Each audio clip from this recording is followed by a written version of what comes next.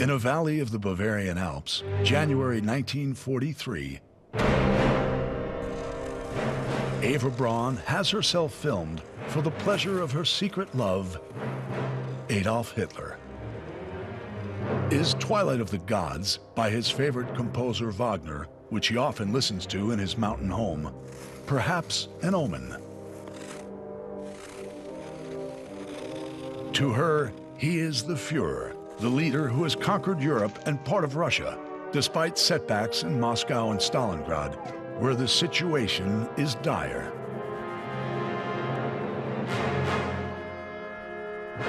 Will his need to dominate, still as strong as ever, lead to his own downfall?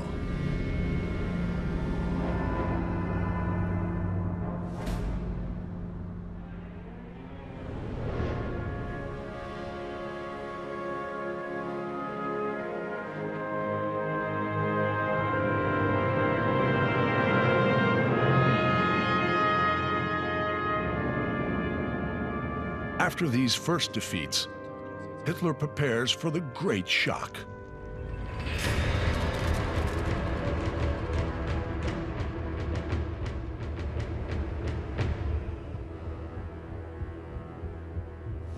January 43, an icy winter. At the Wolf's Lair, the Führer's headquarters close to the Russian front, Hitler prepares with Marshal Keitel, head of the Army's High Command, and Ribbentrop, Minister of Foreign Affairs, for the arrival of his ally, Romania's dictator, Marshal Antonescu.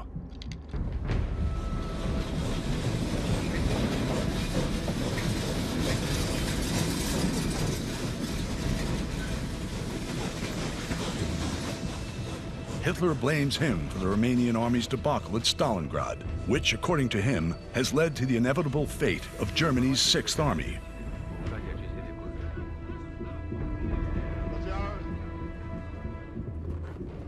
In Hitler's entourage, one of his liaison officers, Nicholas von Below, notes in his memoirs,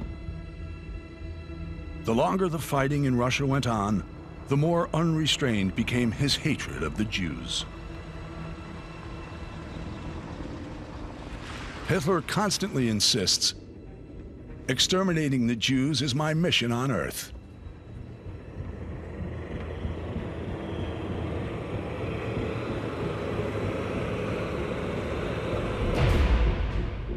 Behind these doors, one of the secretaries, Krista Schroeder, notes, when, during conferences, the conversation turned to rumors about the mass murders and torture, in front of witnesses, Hitler would never have admitted the inhumane harshness of the orders he had given.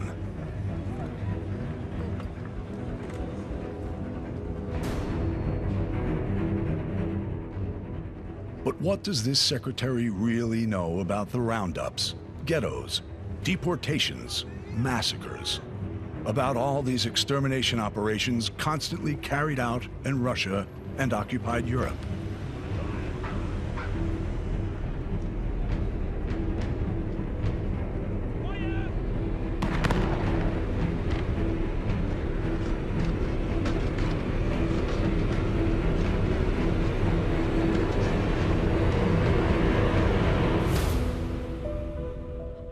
And how much does Eva Braun really know? She says, "I met people who told me stories. I couldn't believe my ears. But in the end, isn't it better that I don't know what's going on? After all, I can't change anything."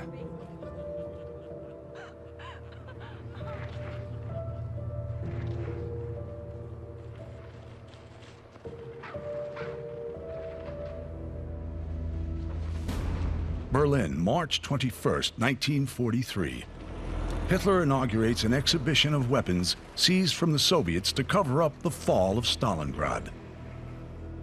He is greeted by Reichsmarschall Göring, Commander-in-Chief of the Luftwaffe, who helped him seize power exactly 10 years earlier. The atmosphere has changed. An attack is being prepared against him.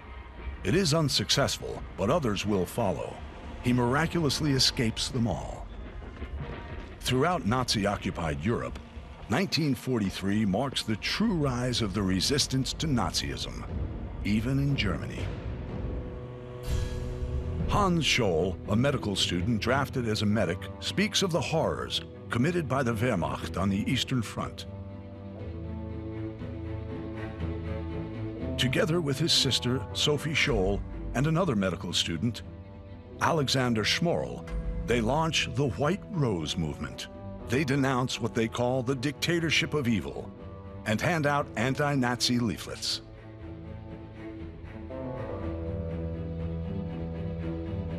Here is one.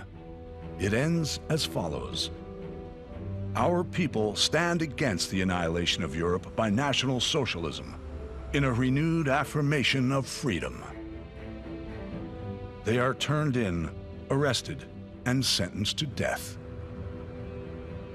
Sophie Scholl declares, "What we wrote and said is also believed by many others. They just don't dare express themselves."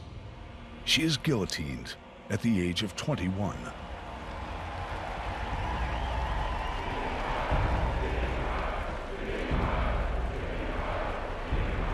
Hitler now faces a wall. At the Casablanca Conference, the Allies have just confirmed their intention to continue the fight until Germany surrenders unconditionally. So Hitler declares, "As I have always said, the situation is clear. It will be victory or destruction." His accomplice, Goebbels, Minister of Propaganda, has prepared the field.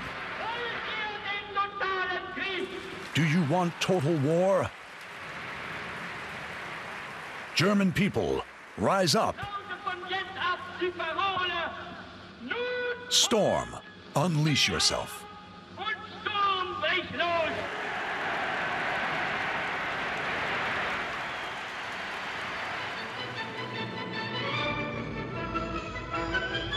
The apotheosis is April 19th, 1943, the day before the Führer's birthday, with Beethoven's Ninth Symphony, Ode to Joy, under the direction of a pro-Nazi conductor, Herbert von Karajan.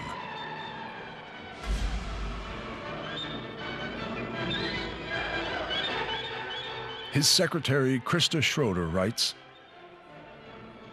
"Hitler appeared less and less in public as his army suffered setbacks. Like a reptile that fears the sun, Hitler fled the light. By the end of the war, more than 4 million Germans will have died."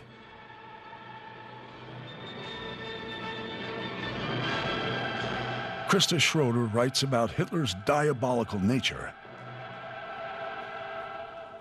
The death of a human being left him absolutely indifferent. He viewed humanity as a long chain of men, and he himself was the first link.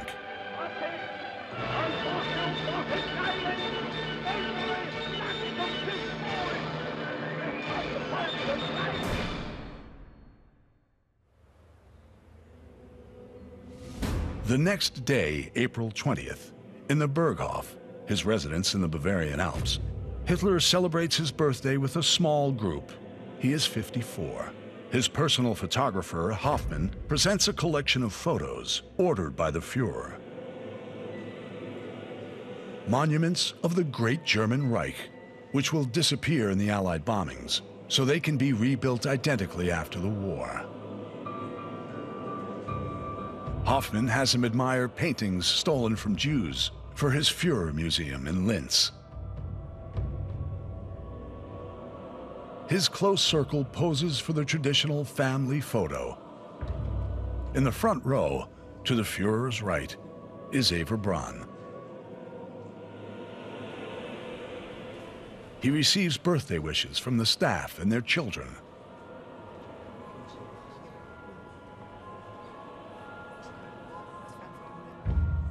One of the secretaries, Trautel Junge, writes, "He only talks about his dog, as if it were the dog's birthday. He says, 'She is really the cleverest dog I know, and I often play ball with her.'" Hitler talks about his dog to avoid talking about the war. The war continues, like here in Russia, where the goal is now holding on over advancing and surviving over winning. The war continues over a 1,900-mile front from Lapland to Crimea. Kharkov is taken and retaken 4 times.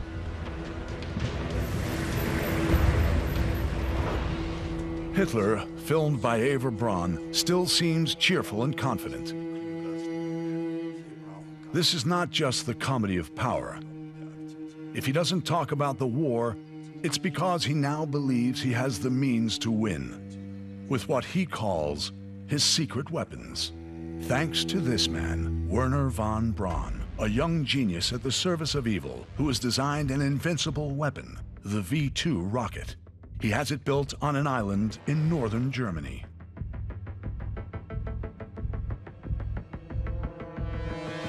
When the V-2 is perfected and produced in large quantities, it will be able to transport a ton of explosives over London.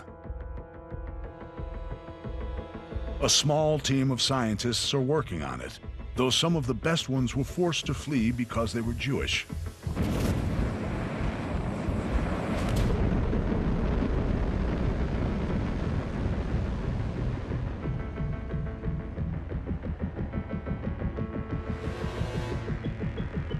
While he waits for his secret weapons, Hitler still has a key advantage.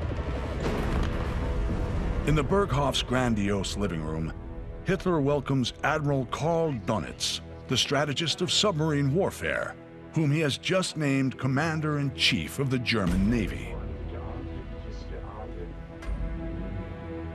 Over the course of the war, German submariners, most of them die-hard Nazis, will sink around 2,000 Allied merchant ships, amounting to 14.5 million tons of wreckage.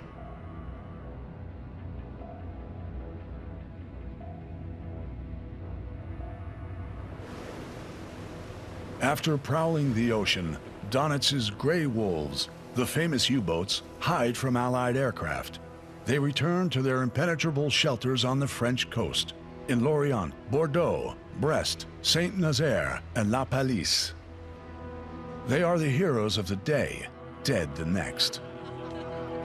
Over 27,000 of the 39,000 submariners are killed, 70% losses, including Admiral Donitz's sons. In 1943, Hitler sees his project to conquer Caucasic and Middle Eastern oil escape him. But he still occupies part of Russia and what he calls New Europe.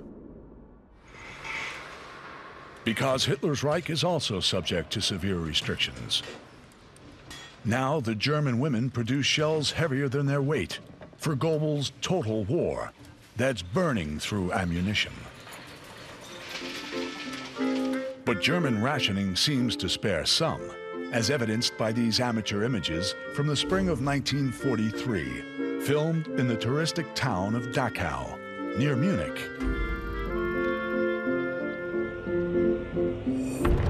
Dachau is also the first Nazi concentration camp, opened only 2 months after Hitler rose to power in 1933. 200,000 deportees passed through this gate that reads, "Work sets you free." Communists, homosexuals, Bavarian Jews, gypsies, Polish priests, many of whom are slaves of the BMW company. They will die of hunger, medical experiments, or under the blows of the SS guards that we see here playing volleyball next to the camp on Sundays.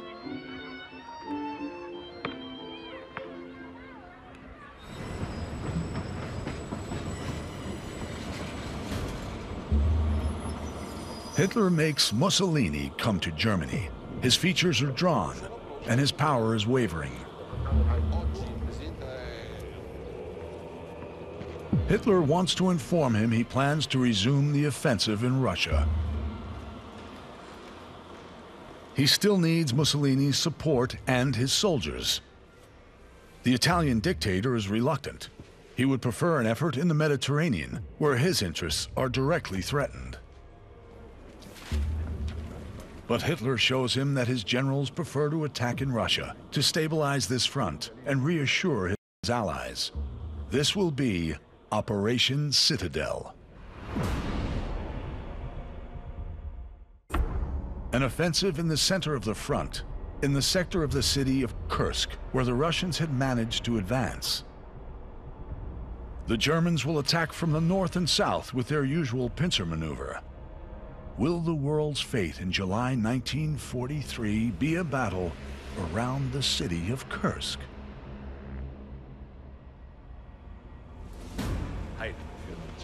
Hitler mobilizes the energy of Speer, his architect, whom he names Minister of Armaments.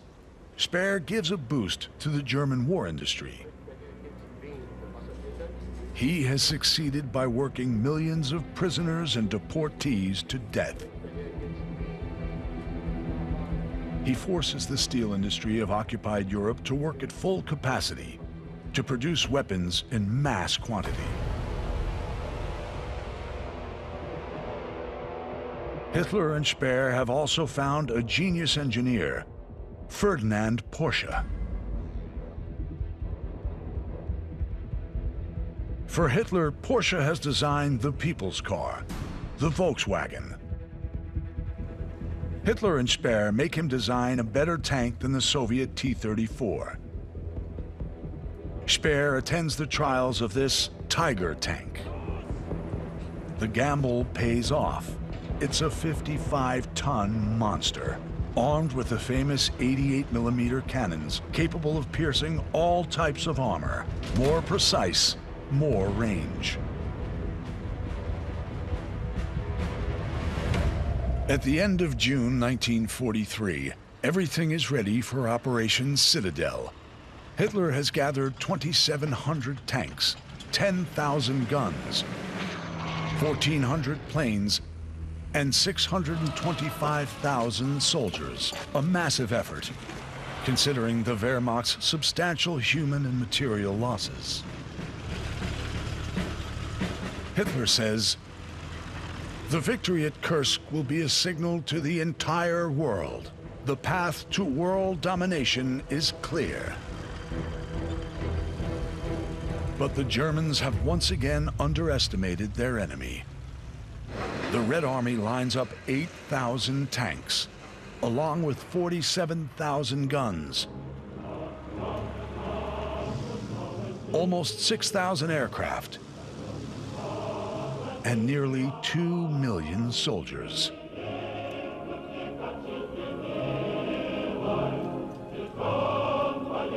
Stalin rallies them.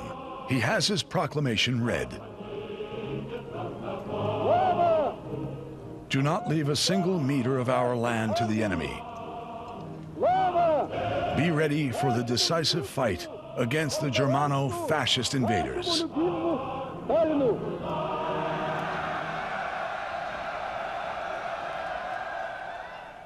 Thanks to its spies, Soviet High Command knows precisely that the enemy will strike in Kursk.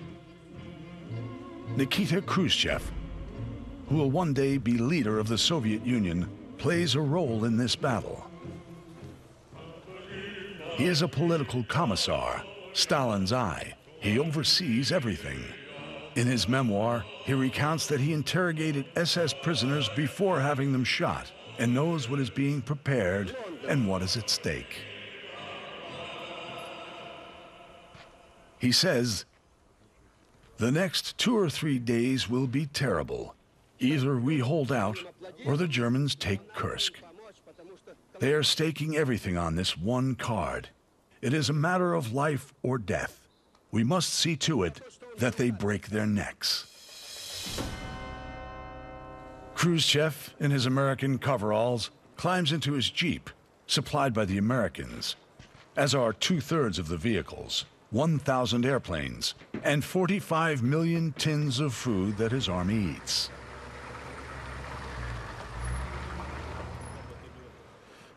July 4th, 1943. These Soviet infantrymen in the trenches are Ukrainians. Like every soldier around the world, they speak of their wives and girlfriends before battle.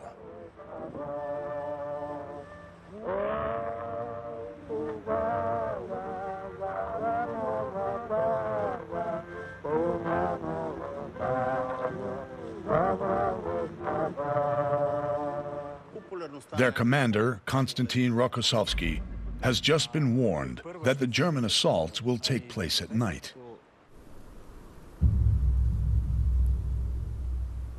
Across the front lines, the Russians wait.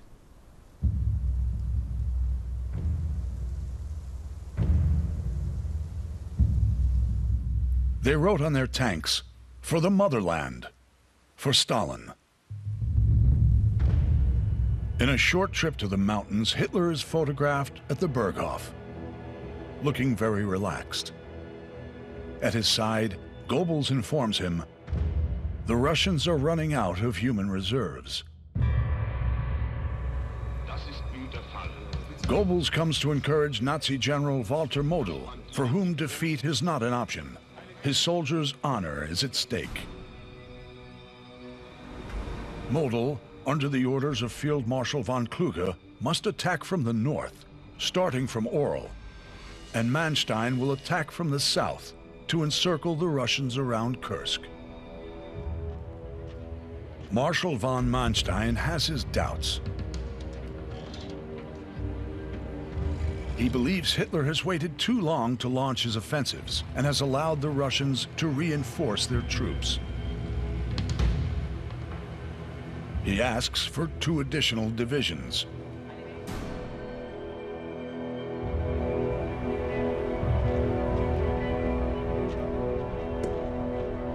But on this 4th of July, 1943, the die is cast.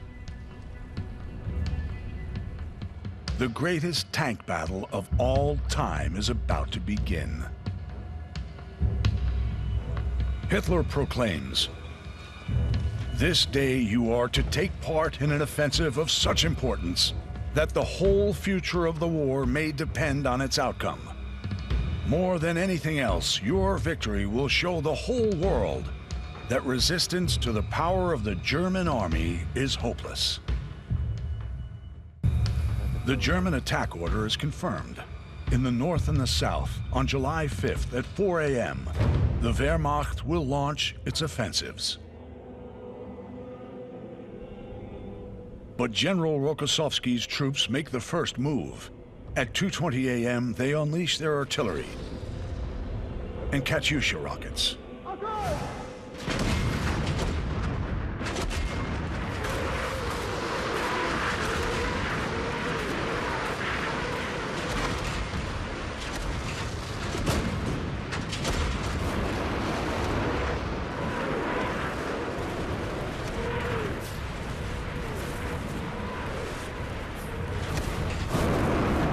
And yet the Russian fire is largely ineffective. And the Germans attack, backed by their tanks, their assault weapons, with their Tigers leading the way.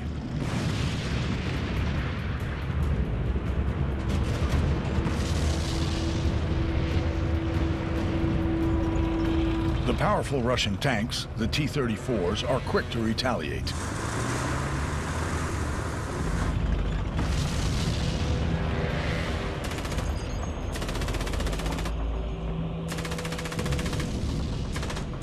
The battle is reminiscent of World War I, says Nazi writer Paul Carroll. Despite the tanks, it's a stalemate.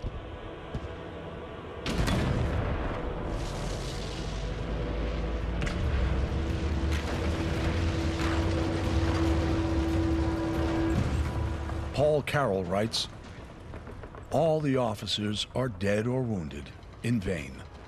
The men rush to conquer a trench. Another trench immediately blocks their way. Battalions are melting like wax." On July 10th, north of Kursk, after 5 days of progress, the Germans are stopped by the violence of the Russian defense. 2 days later, General Model orders a retreat to the starting positions. While retreating, Lieutenant Karl Fragang of the 7th Infantry Division angrily destroys everything that could be used by the enemy. He writes, "We must go back. All these victims died for nothing. All this commitment was in vain. I have wept tears of anger and sadness."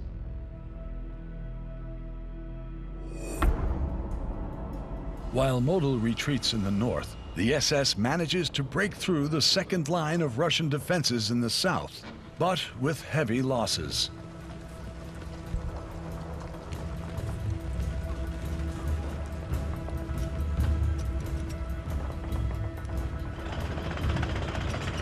They take many prisoners, who are sent behind the lines to the summer wheat fields.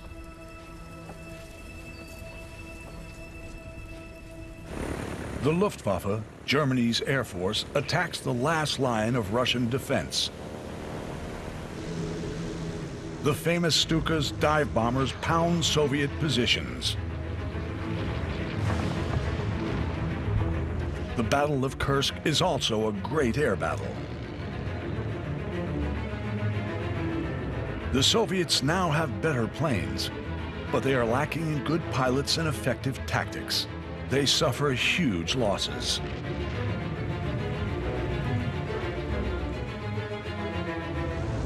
On Yakovlev fighters, the Yak-3, the French volunteers of the Normandy Squadron joined the fight alongside the Russians.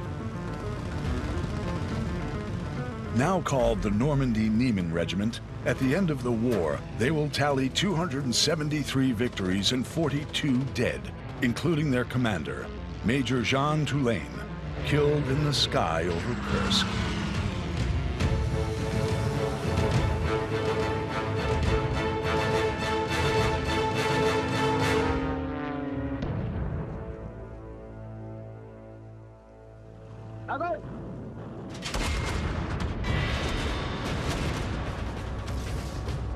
The land battle reaches its climax.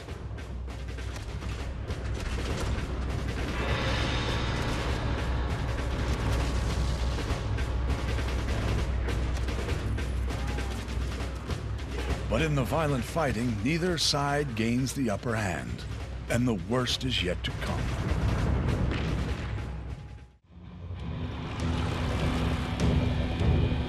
On July 12, 1943, 8 days after the start of Operation Citadel, 1,800 tanks go head-on in hellacious chaos.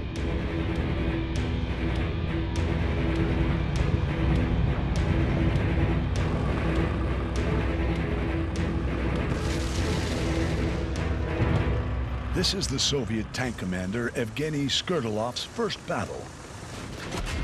"I hit the German tank at 100 meters. This Tiger has already demolished many of our tanks. It is firing in our direction. I aim, I shoot, the Tiger catches fire. I've never felt such excitement before."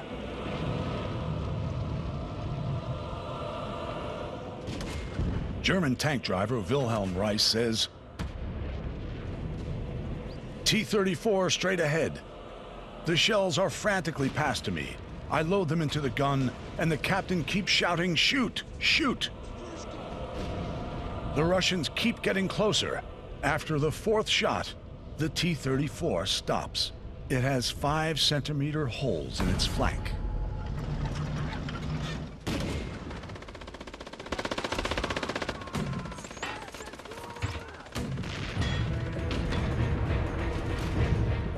Russian commander Pavel Rotmistrov recalls a hellish vision.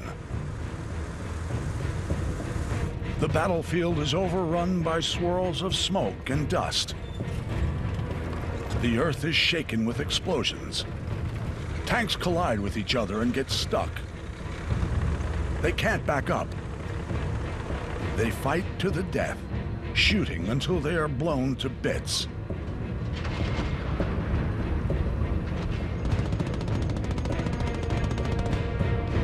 And in flames. Tanks fire at each other at close range. Some of them end up colliding or rolling on top of one another.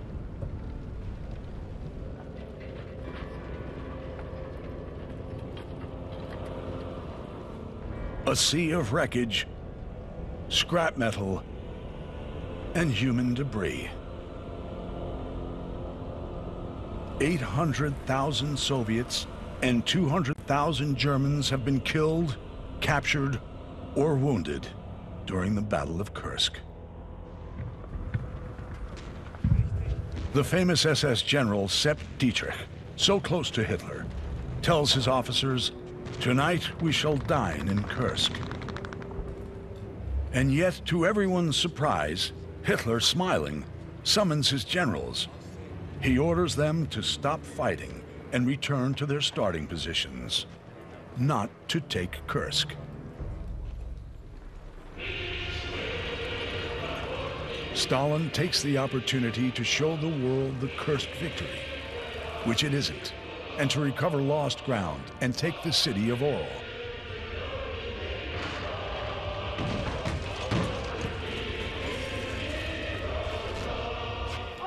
Stalin institutes the salvo of cannons to celebrate each victory. He will fire 355 of them by the end of the war. Hitler wavers. He's facing another Russian offensive into the Orel area north of Kursk, as well as the Allied invasion of Sicily, which threatens Italy and southern Germany. For Hitler, the danger is so serious that he takes the risk of flying to northern Italy to meet his longtime ally, Mussolini. A unique photo shows Il Duce looking anxious, begging the Führer to find a way out of the war. Hitler tries to reassure him with an insane monologue about his secret weapons and new submarines. Roughly 100 large ocean-ready submarines are under construction. Much more powerful, they will be able to stay underwater much longer. They will be armed with acoustic torpedoes. British Admiral Cunningham warns, "With these, they will shoot at our freighters like ducks on a pond."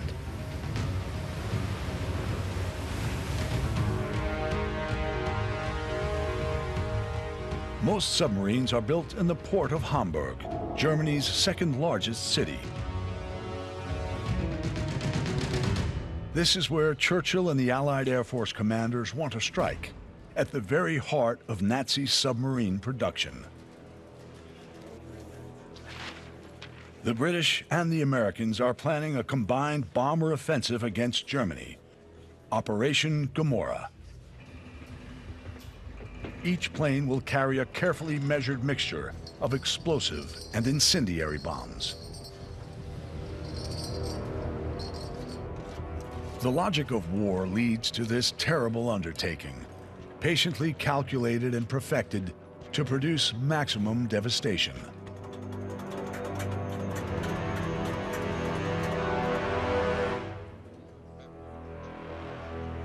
British Bomber Command ordered the city of Hamburg to be leveled in a ruthless area bombing campaign, designed to bring Germany to its knees.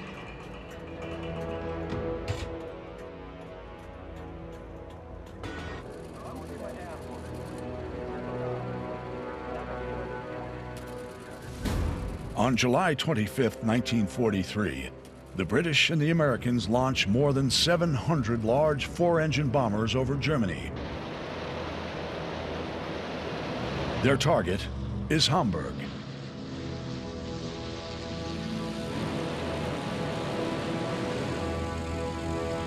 This armada spreads across 6 miles of sky. The bombers take turns for 8 days. These young crew sacrifice themselves to accomplish this deadly mission against the German population.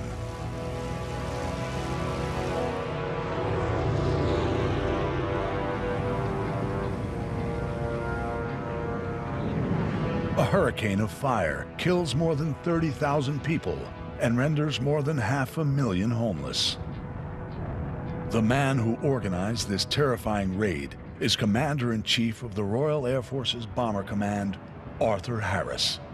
He writes, "The Nazis entered this war under the rather childish delusion that they were going to bomb everyone else, and nobody was going to bomb them. In Rotterdam, London, Warsaw, and half a hundred other places, they sowed the wind, and now they are going to reap the whirlwind."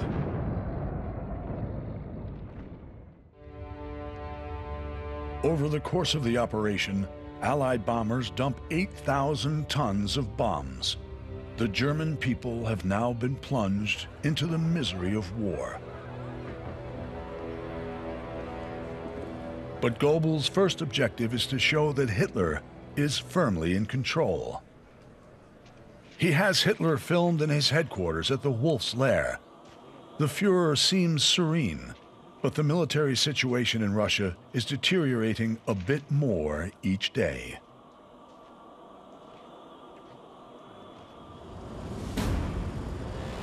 Marshal von Manstein, who commands the Southern Front in Ukraine, flies to Rostenburg to meet with Hitler. The meeting is heated. Manstein says, "I want to emphasize the gravity of our situation. Whether we like it or not, we should be compelled to retreat behind the Dnieper." The big Dnieper River is the objective of the Russian offensive. From Kursk towards Smolensk and Kiev. Hitler authorizes the retreat, and as the battalions do so, they scorch the earth, as Stalin had done before them.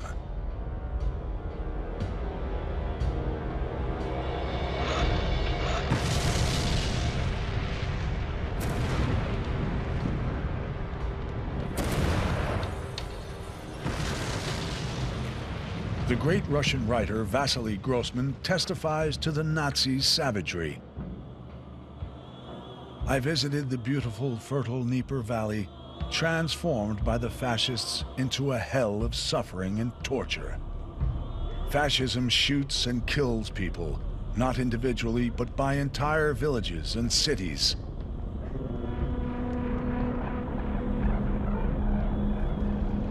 Flamethrowers and machine guns with incendiary bullets burn dozens of flourishing villages, execute streets, neighborhoods, whole towns."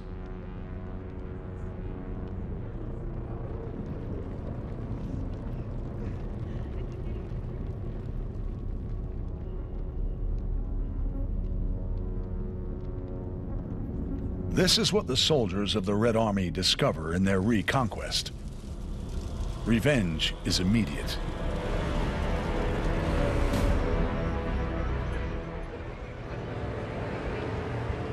The Stalinists also want to regain control of the people after 2 years of German occupation. They organize large demonstrations and try those who have sympathized with the enemy. All the trials end in execution or deportation to the gulags. Hitler's mood is progressively dark. His secretary, Christa Schroeder, says, "He played with his dog, a gift from Bormann. He ate his meals alone, and he forbade us to talk about the war."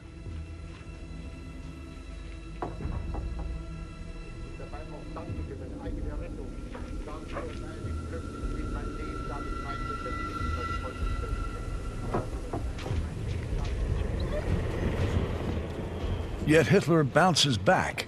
He gives SS officer Otto Skorzeny a mission. He must save Mussolini, arrested by the new Italian authorities who have asked the Anglo-American allies for an armistice. Mussolini is imprisoned, but where? Skorzeny must find him. Meanwhile, German troops occupy Rome. The Italian army is disarmed and deported. Skorzeny ultimately finds Mussolini, locked up north of Rome, in this mountain hotel that looks like a fortress. On September 12, 1943, the German paratroopers and the SS land on the mountain in gliders. There is no reaction from the Italians. They free Mussolini, who says to Skorzeny, "It was time. I was going to commit suicide."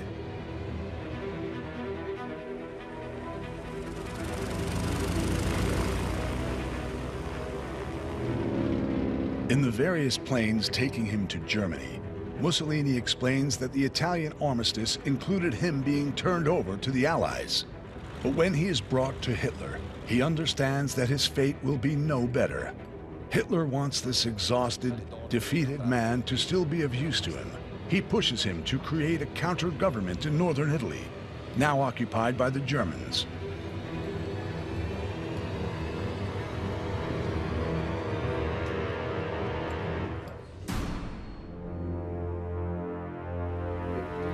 Hitler and the Nazis, smiling for the camera, send Mussolini back to Italy, to an uncertain fate.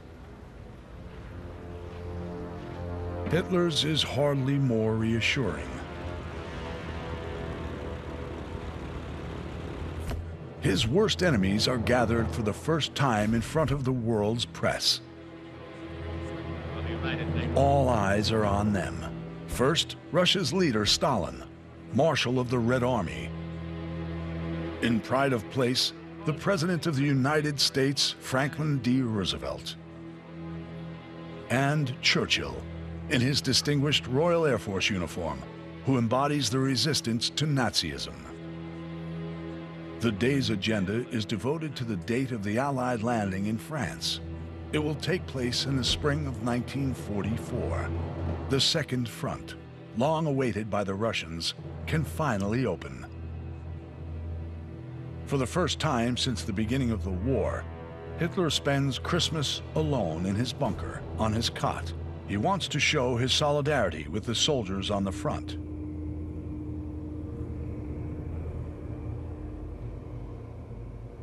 And what of Ever Braun? One of the bodyguards, Rochus Misch, recalls, "As soon as Hitler left, Ever Braun threw a party. In no time at all, her expression had changed. She'd become funny and playful.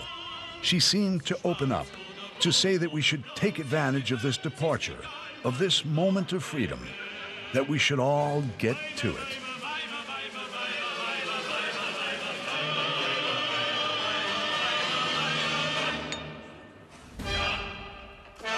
The Germans begin the new year by digging shelters.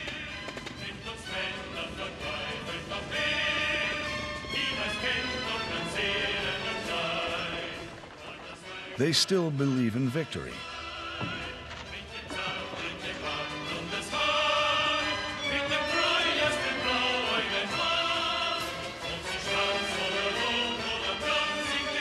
Hitler says, "Germany will rise from its ashes more beautiful than ever."